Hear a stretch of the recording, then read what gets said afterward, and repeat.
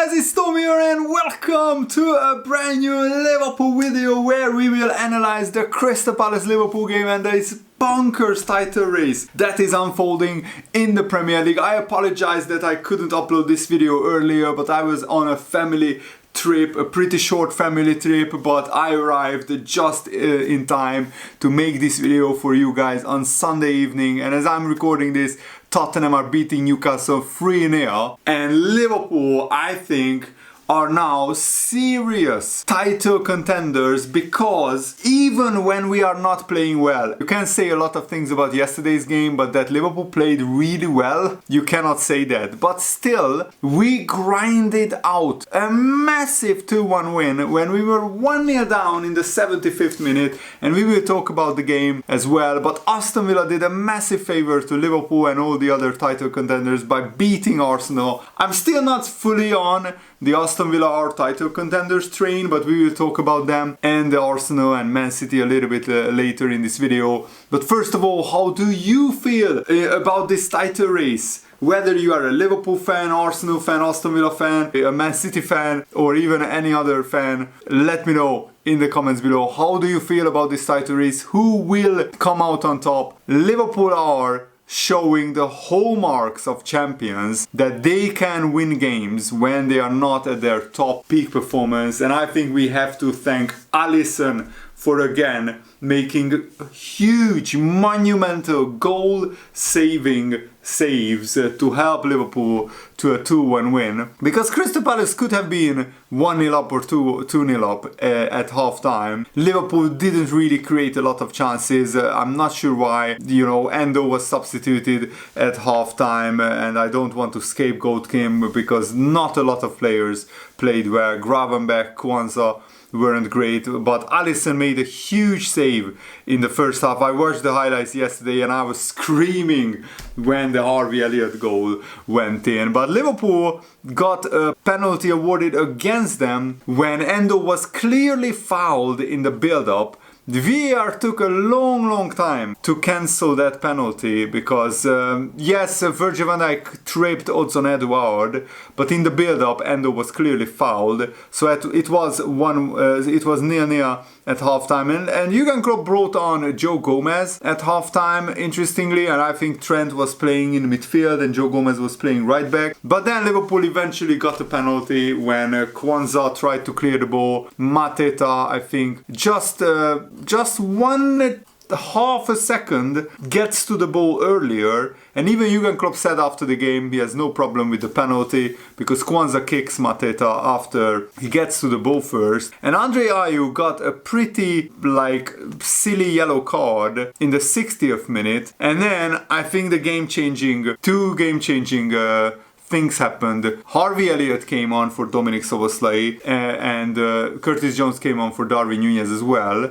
But also Jordan Ayew got a second yellow card, which I see some people complaining about online. But I don't think it was a harsh second yellow. The referee shouldn't contemplate whether it's a first yellow card or second yellow card. He was fouling the Liverpool player in the build-up, and that's a yellow card, Stonewall yellow card. If that happens when it's his first yellow card, nobody would have batted an eyelid, nobody would have said anything. But because it's a second yellow, people are complaining. But I think it's a fully justified second yellow. And then just 1 minute later, well, in fact a few seconds later, Curtis Jones sets up Mo Salah, who scores after a big deflection of a Crystal Palace defender. And that's the kind of luck that Liverpool needed in this game, because after that it was all Liverpool. That really galvanized Liverpool and showed us that we can really win this game. And Liverpool pushed and probed Crystal Palace for 74 minutes. We weren't really creating anything, we weren't really creating chances, but then Liverpool had a lot of shots, and in the end Harvey Elliott scores a brilliant goal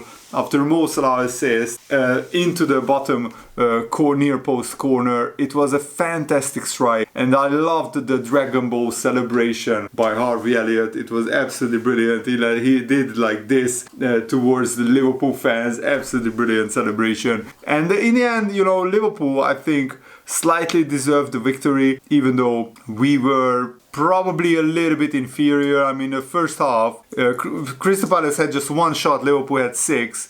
but that shot was on target and Crystal Palace almost had a penalty. Second half, Crystal Palace were the better team probably until the 70th minute, and then Liverpool with the substitutions. I think Harvey Elliott was absolutely fantastic and he deserves to start against Union Saint-Gilloise. And the luxury for Liverpool right now is that we can basically rest the whole first team that is going to play against Manchester United, and they don't even have to travel to the Europa League to Belgium for the midweek game, while Man United, our next opponents, have to play a do or die game against Bayern Munich after they lost 3-0 at home to Bournemouth and Bayern lost 5-1 away to Frankfurt. So I'm sure that the Bayern manager doesn't want to lose 2 games in a row, because you know that they absolutely hate that at Bayern, and he could be already on shaky grounds, Thomas Tuchel. Bayern will take the Man United game extra serious. I think it worked out perfectly for Liverpool,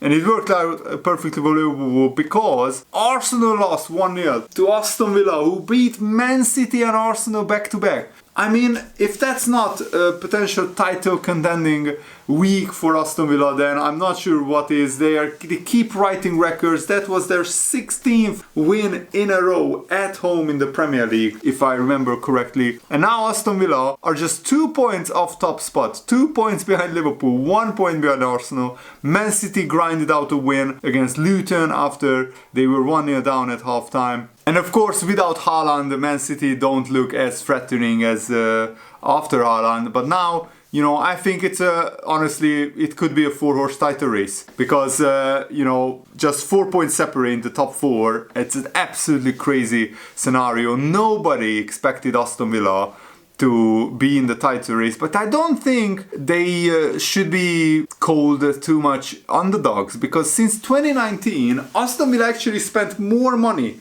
than Jurgen Klopp and Liverpool. And their net spend are way higher than Liverpool in the past 5 years. So I think Aston Villa should be treated as a brilliant story, but not like an absolute miracle, but because they spend serious amount of money. And Aston Villa's run in the Premier League, they play Brentford away, Sheffield United at home, Man United away, Burnley at home, Everton away. If they could beat Brentford and Man United away from home, that's when I will take Aston Villa really seriously, because it's all fine and good beating teams at home in the Premier League. I mean, even though it's very impressive that Aston Villa, a team who were 17th when Steven Gerrard got sacked 1 year ago, to win 15 or 16 home games in a row is incredibly difficult, and only the really top teams did that. But Aston Villa away from home, they lost to Nottingham Forest, they drew to Wolves, but at the moment they are there on merit. They have been absolutely fantastic. And now that Liverpool beat Aston Villa 3-0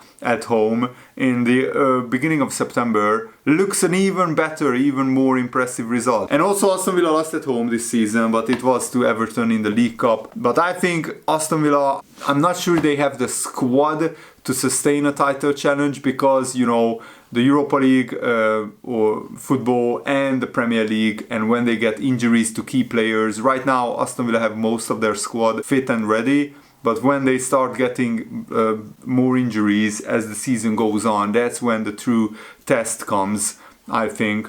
But the most important thing is Liverpool are top of the Premier League right now. And we will play a really, really bad Manchester United team. And that's always dangerous when Man United go to Anfield as the massive underdogs and nobody is expecting them to do something. That's exactly when Man United would turn up and do something. So Liverpool have to take that game extra seriously, but hopefully Liverpool can, with their high intensity, high pressure football, overwhelm Manchester United. I mean, the Manchester United are absolutely terrible. They have lost 7 of their 16 games, and in the Champions League they will probably crash out against Bayern Munich. So Man United have to be beaten at Anfield by Liverpool if Liverpool want to win the title. And hats off to Aston Villa for beating Arsenal, who they restricted Arsenal to very few clear big chances, even though Arsenal had some big chances. I don't understand why they had to watch that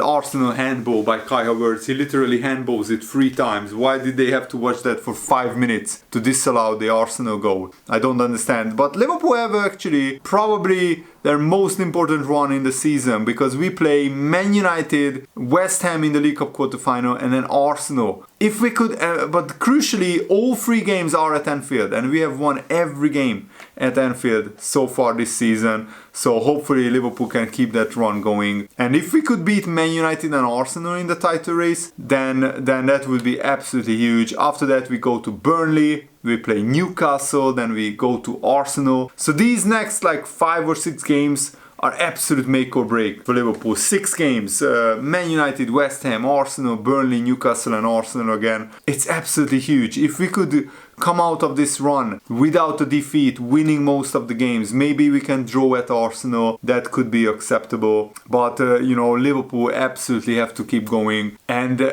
hopefully Liverpool will turn their performances around, because the results are brilliant for Liverpool, but the performances are not convincing. And when you can see Liverpool struggling a little bit, but still winning games, that's when I think that once Liverpool click into gear, and once we figure out why our performances are not as good, we can be very optimistic. Because if you can go through a run of bad performances but still win those games, that is a massive help in the title race. It feels inevitable that sooner or later Liverpool will drop points and lose a game or draw a game maybe. But hopefully our Anfield form will keep us ticking over and winning games. I'm really looking forward to the Liverpool Man United game. I always am. I'm always excited, but I mean, after last season 7-0, you never know what to expect. Liverpool should beat Man United, but these are games and derbies that you never know what will happen. And who knows, will Ten Hag still be a Man United manager before the Liverpool game? Will he be a Man United manager after the Liverpool game? There are so many questions, and this is like the best time of the year in English football, in my opinion. This like December schedule where games are coming every 3 days, I absolutely love it. I love watching football, and I'm really looking forward to the rest of the season. Come on Liverpool, let's keep winning and let's keep putting pressure on the teams below us, because Man City already cracked and Arsenal are showing cracks. Liverpool, of course, not great performances, but great results. And at this time of the year, that's the most important thing, because you can play brilliant football later on during the season. Right now in December, you just have to tick off the games, tick off the wins, tick off the results, and that's the most important thing. I think a lot of teams would swap places with Liverpool right now. Let me know, how do you feel about the title race, about everything. And Harvey Elliott, my man of the match, and Mo Salah also was absolutely brilliant against probably Mo Salah is the man of the match, but Harvey Elliott maybe was like the game changer, the golden substitute if you like. So hats off to Harvey Elliott. Hopefully he will get more chances to play and to showcase his talents. Let me know what do you think, how do you feel in the comments below, and thanks for watching guys. Tomorrow from regular uploads will continue, and I already recorded 2 Liverpool Career Mode episodes in advance, so you can expect a new episode probably tomorrow. Thanks for watching guys, hope you enjoyed this, have a nice day, see you later, goodbye.